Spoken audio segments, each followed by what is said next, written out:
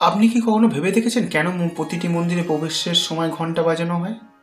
এটা কি শুধুই ধর্মীয় আচার, নাকি আর পেছনে রয়েছে গভীর বৈজ্ঞানিক কারণ? আশ্চর্যের বিষয় হলো, ঘন্টার শব্দ শুধু পরিবেশকে নয়, আমাদের মন মস্তিষ্ককেও প্রভাবিত করে। বিশ্বাস হচ্ছে না? চলুন জানি মন্দিরে ঘন্টা বাজানোর বিস্ময়কর কারণ। প্রাচীনকালে ঋষিরা বলতেন, মন্দিরে প্রবেশের সময় ঘন্টা বাজালে মন অবিলম্বে বর্তমান মুহূর্তে কেন্দ্রীভূত হয়। আমাদের মস্তিষ্ক একসঙ্গে অনেক চিন্তা করতে থাকে, কিন্তু ঘন্টার ধ্বনি এক বিশেষ কম্পন সৃষ্টি করে, যা অবচেতন মনকে শান্ত এবং ধ্যানমগ্ন করতে সাহায্য করে। তাই পূজার আগে ঘন্টা বাজানো হয়, যাতে মন স্থির হয় এবং আমরা সম্পূর্ণভাবে ঈশ্বরের উপাসনায় মনোনিবেশ করতে পারি। ঘন্টার শব্দ শুধু মানুষকেই নয়, পরিবেশকেও বিশুদ্ধ করে।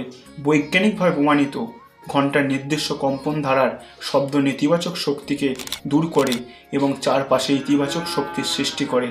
এজন্য মন্দিরের ঘন্টার আওয়াজ এতটাই উচ্চ ও স্পষ্ট হয় যে এটি দীর্ঘ সময় ধরে বাতাসে প্রবাহিত হতে পারে। ঘন্টা বাজানোর সময় এটি থেকে নির্গত শব্দ তরঙ্গ মস্তিষ্কের আলফা তরঙ্গের সাথে সংযুক্ত হয়, যা মনকে শিথিল করে এবং দুশ্চিন্তা দূর করতে সাহায্য করে। গবেষণায় দেখা গেছে, ঘন্টার শব্দ শ্রবণ ইন্দ্রিয়কে উন্নত করে, যা আমাদের মানসিক শান্তির জন্য উপকারী। মন্দিরের ঘন্টা সাধারণত পঞ্চধাতু সোনা, রূপা, তামা, লোহা, দস্তা দিয়ে তৈরি হয়, যা বাজালে এক বিশেষ ধরনের শব্দ তরঙ্গ তৈরি হয়।